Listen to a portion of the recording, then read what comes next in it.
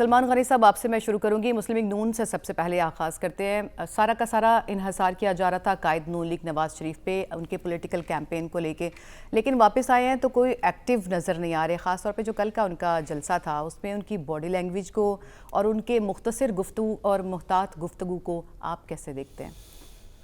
دیکھیں، اس پہ بھی میں جواب دیتا ہوں. آپ نے اپنا ابتدائیہ بڑا زبردست دیا ہے کہ پیپلز پارٹی نے نون کو، نون نے پی ٹی آئی کو، اور اس کے بعد آپ نے ایک بریک لیا ہے کہ پی ٹی آئی نے کس کو، تو پھر آپ نے کہا کہ جی وہ اندرونی کشمکش. پی ٹی آئی نے بھی کسی کو ٹارگٹ کیا ہوا ہے، اور جس کو جس سے خطرہ ہے نا اس کو اس نے ٹارگٹ کر رکھا ہے، یا اپنے سیاسی مفادات میں جس کو وہ ہرڈل سمجھ رہے ہیں نا اس کو وہ ٹارگٹ کر رہے ہیں. جہاں تک آپ نے نون لیگ کی بات کی ہے، اس میں کوئی شک نہیں کہ نواز شریف صاحب کی پاکستان آمد کے بعد ان کی پارٹی کی اس وقت کیفیت کوئی اچھی نہیں تھی، اس لیے کہ ان پہ ایک لوڈ تھا 16 ماہ کی کارکردگی کا. لیکن نواز شریف صاحب کے آنے کے بعد ان کی پارٹی تو متحرک ہوئی، ان کے کارکن بھی متحرک ہوئے، باہر نکلے، نہیں تو کارکن بھی باہر نکلنے کے لیے تیار نہیں تھے. اور نواز شریف صاحب نے آ کے ایک مشق شروع کی، اور میں پہلے بھی پروگرام میں کہہ چکا ہوں کہ ان پہ 3 لوڈ تھے. ایک لوڈ تو ان پہ یہ تھا کہ پارٹی کے امیدوار بہت تھے، ان میں سے انہیں اپنے امیدوار کا چناؤ کرنا تھا. دوسرا کچھ اتحادیوں کو اکاموڈیٹ کرنا تھا. جو نواز شریف صاحب کی پریفرنس تو اپنے لوگ تھے، لیکن شہباز شریف صاحب نے بہت سارے وعدے وعید کیے تھے اور ان کو اکاموڈیٹ بھی کیا. تیسرا 16 ماہ کی کارکردگی تھی. اب آپ نے کہا کہ نواز شریف صاحب آئے ہیں اور کل ان کی باڈی لینگویج کو میں بھی بہت سارا سمجھتا ہوں کہ بعض ایک کہ میں نے جب وہ جس روز آئے تھے اس روز بھی کہا تھا، جب لوگ کہتے تھے کہ وہ ایک مفاہمتی ایجنڈے کے تحت آئے ہیں اور وہ اس پہ کوئی کمپرومائز نہیں کریں گے یا اس ایجنڈے کو چھوڑ کے آگے نہیں بڑھیں گے، لیکن انہوں نے ثابت کیا ہے کہ وہ شہباز شریف نہیں ہیں، وہ نواز شریف ہی ہیں. لیکن جب بھی وہ بولتے ہیں وہ ماضی کا ذکر ضرور کرتے ہیں. اگر میرے سے ذاتی طور پہ میرا تجزیہ لیا جائے تو اب ماضی سے آگے کی طرف بڑھنا چاہیے. اگر پاکستان کو آپ نے آگے کی طرف لے کے جانا ہے، اگر پاکستان کے پولیٹیشنز نے اپنا اعتماد بحال کرنا ہے. میں نہیں سمجھتا کہ پاکستان کے لوگوں میں پولیٹیشنز کا اعتماد اس لیے بحال نہیں ہے کہ 5 سال کا تجربہ ان کے سامنے ہے کہ ساری پولیٹیکل پارٹیز حکومتوں کے اندر آئیں، لوگوں کو کیا ملا ہے؟ مہنگائی، بے روزگاری، غربت اور بجلی کے جھٹکے. سلمان صاحب، ماضی کو بھولنے کی آپ بات کرے تھے، اسی پوائنٹ پہ میں رہنا چاہوں گی، لیکن لگتا یہ ہے کہ نواز شریف ماضی کو بھولنا نہیں چاہ رہے. کیا اسی وجہ سے خود پیچھے رہ کر کے مریم نواز کو آگے کیمپین میں کیا؟ دیکھیں، میں نے تو آپ کو جو بات بتائی ہے کہ ایک شخص 3 دفعہ اس کے ساتھ جو کچھ ہوا ہے کہ نیچر کینٹ بی چینج، آپ اسے بار بار تبدیل نہیں کر سکتے. وہ پولیٹیشین ہے. یہ پاکستان مسلم لیگ نون میں نون نواز شریف صاحب کا ہے، پارٹی ان کی تھی، مقبولیت ان کی تھی، تو وہ ڈیمیج ہوئی ہے. لیکن میں نہیں سمجھتا کہ وہ اپنے آپ کو پابند سمجھیں گے یا وہ یہ کہیں گے کہ میں اسٹیبلشمنٹ کا تارا ہوں.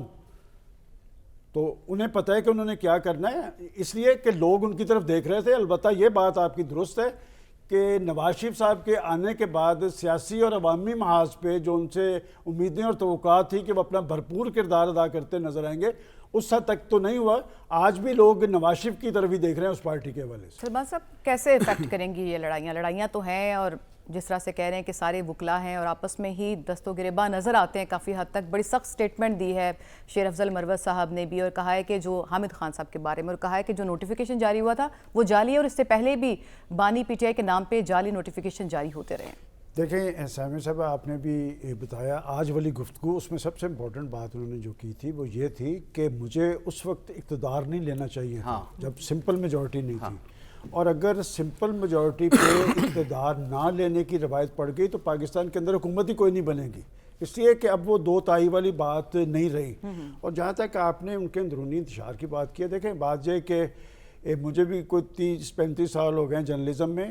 یہ پولیٹیکل پارٹیز جو ہوتی ہیں کہ یہ پاکستان کے اندر جمہوریت مانگتی ہیں، پارٹیز کے اندر جمہوریت نہیں مانگتی. اور پارٹیز، مجھے 30 اکتوبر 2011 کا جلسہ یاد آتا ہے، میں نے وہ خود کور کیا تھا جس میں ٹیک آف کیا پی ٹی آئی نے. اس میں تو ان کا جو اصل طاقت تھی وہ پاکستان کے نوجوان تھے کہ نوجوانوں کو سیاست میں لانا تھا، نوجوانوں کو کردار سونپنا تھا. پھر کس حد تک نوجوانوں کو سونپا گیا، البتہ میں یہ ضرور کہوں گا کہ وہ جو ان کے ساتھ نظریاتی طور پہ تھے نا، وہ آج بھی جیلوں میں کھڑے ہیں. وہ جو موقع پرست اور ابن الوقت ہے وہ تو ہر دور کے اندر آتے ہیں، اور اس وقت بھی آپ دیکھ لیجیے جو الیکٹیبلز ہیں یہ کون ہوتے ہیں. دیکھیں بات یہ کہ جو دیے جاتے ہیں یا دلوائے جاتے ہیں یا ساتھ لائے جاتے ہیں نا، وہ تو موقع کی تاڑ میں ہوتے ہیں. انہوں نے تو سگنل پہ ادھر اور ادھر جانا ہوتا ہے. جو کیفیت بنی ہوئی ہے، میں نے پہلے بھی ایک دن ایک بات کہی تھی کہ وکلا کو پارٹی آپ نے سپرد کر دی ہے, وکیل ہمارے بھائی ہیں, لیکن وہ کہتے ہیں کہ وکیلوں نو تے کرائے دا گھر کوئی نہیں دیندا, تو تسی پارٹی دا قبضہ دے دیتا ہے. تو بات ایک جس خطرناک بات یہ ہے کہ ان کے اندر یہ الزام بھی ہے کہ 4 کروڑ میں ٹکٹس فروخت ہو رہے ہیں, اس لیے کہ پاکستان کے اندر شفافیت کی دعوے دار پارٹی. اور میں آپ کو ایک بات دیکھیں, عمران خان صاحب پاکستان کی سیاسی تاریخ میں ایک ڈیفرنٹ لیڈر کے طور پہ آئے تھے اور لوگوں کو بڑی ساری توقعات تھی. میں اس وقت بھی کہتا تھا کہ جس شخص سے توقعات زیادہ ہوتی ہیں مایوسی اسی سے زیادہ ہوتی ہے. اور آج جب وہ یہ سارے اعترافات کر رہے ہیں کہ مجھے یہ بھی نہیں کرنا چاہیے تھا, آپ نے کہا 19 ماہ کی حکومت, شاہ محمود قریشی صاحب ریکارڈ پہ ہیں کہ ہمارے معاملات طے پا چکے ہیں پی ڈی ایم کی, ان کے ساتھ اسمبلیاں ٹوٹیں گی, لیکن کہ جی وہ خان صاحب کہتے ہیں کہ 15 جولائی تک اسمبلی. بات ہے کوئی شخص بھی پاکستان کے اندر ریاست یا ریاستی اداروں یا عقل کل نہیں ہوتا, بالاتر نہیں ہوتا. تو اگر آپ پولیٹیکل طرز عمل اختیار کریں, پہلے تو پولیٹیکل پارٹی سے یہ پوچھنا چاہیے کہ کیا ان کے بیہیویئر سیاسی ہیں, جمہوری ہے. اور بات ہے کہ خان صاحب کے بارے میں تو یہ کہتا ہوں جس نے جتنا ان پہ احسان کیا ہے نا, آپ ریکارڈ کی بات ہے یا مجھے بتا دیں, انہوں نے اتنا بھگتا ضرور ہے. صحیح بات ہے. سلمان غانی صاحب, اچھی یہ پیش رفت ہوئی ہے کہ پاکستان نے یہ فیصلہ کیا ہے کہ وہ ایران کے ساتھ اپنے سفارتی تعلقات جو ہے وہ بحال کرے گا دوبارہ سے. کیسے اس پیش رفت کو دیکھتے ہیں آپ؟ دیکھیں ثانیہ, میں یہ اعتراف کرتا ہوں کہ میں اب تک یہ نہیں سمجھ پایا کہ ایران نے اتنی بڑی حماقت کیوں کی تھی, کہ ہم ہمیشہ اسے اپنا ایک دوست ملک قرار دیتے رہے. اور ماضی کے اندر بھی دہشت گردی کے مختلف واقعات میں ادھر سے خلاف ورزیاں ہوتی رہیں, پاکستان نے صبر و تحمل سے ایک کام لیا, اور جو بظاہر چیزیں اس میں اس نے پاکستان کو انڈر اسٹیمیٹ کیا ہے. اور میں ایک بات آپ کو بتا دوں, دیکھیں پاکستان اپنے ہمسایہ ممالک, خاص طور پہ یہ افغان بارڈر یا ایران بارڈر, کہ یہ جو زمینی دہشت گردی یا تخریب کاری ہوتی رہی ہے نا, اسے کسی حد تک ہضم کر لیتا رہا ہے. لیکن یہ فضائی, اور یہ اس کو یہ بھی نہیں پتا تھا کہ انڈیا جیسا ملک جس نے خلاف ورزی کی, بلکہ میں یہ کہوں گا کہ اس نے پاکستان کو چیک کیا, اور پھر پاکستان نے یہ بالا کوٹ والے واقعے پہ 24 گھنٹے کے اندر پاکستان کی ایئر فورس نے ان کے طیارے ان کی حدود کے اندر مار کرائے. اس سے بڑا میسج کوئی تھا؟ اب یہ کہ وہ ایران جو غزہ کی صورتحال پہ بھی ایک اس کا ایک اسٹانس تھا, یکدم وہ ایک ہی دن کے اندر سیریا کو ٹارگٹ کر رہا ہے, شام کو کر رہا ہے, اور پاکستان کو کر رہا ہے. تو بات یہ کہ اگر اس پہ اتنا ہی جذبہ جہاد غالب رہا ہے تو ذرا اسرائیل کے خلاف کرتا, کہ وہاں پر کرتا. اور میں سمجھتا ہوں کہ پاکستان نے بہترین اسٹریٹجی اختیار کی ہے, اور ایک نیوکلیئر پاور کی حیثیت سے پاکستان نے ایک جواب تو انہیں دے دیا ہے, جیسے انڈیا کو دیا تھا, کہ ہمارا میزائل سسٹم بہت مضبوط ہے. اور بات یہ کہ پاکستان نے 75 سالہ تاریخ میں ایسے کبھی نہیں تھا ہوا, اور کہ جی اوپر سے اس طرح کا معاملہ کہ سفارتی طور پہ ان کا وزیر کو بھی میں ملک بدر کیا اور اپنے کو بھی بلا لیا.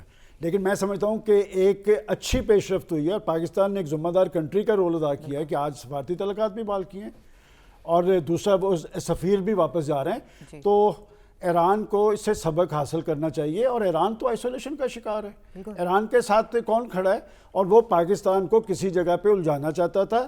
یہ کسی گریٹ گیم کا حصہ مجھے لگتا ہے. پاکستان نے اس میں الجھنے سے انکار کیا ہے, اور اسے میسج بھی دیا ہے. جہاں تک دہشت گردی کی بات ہے, پاکستان سے زیادہ دہشت گردی میں نقصان کس نے برداشت کیا ہے؟ پاکستان اس جنگ کا فرنٹ لائن کنٹری تھا. یہ تو افسوس یہ کہ جنہوں نے ہمیں فرنٹ لائن کنٹری بنایا وہ انہوں نے اپنا وزر انڈیا کے ساتھ ڈال دیا. امریکہ تھا, امریکہ کی جنگ تھی, پاکستان کی جنگ نہیں تھی.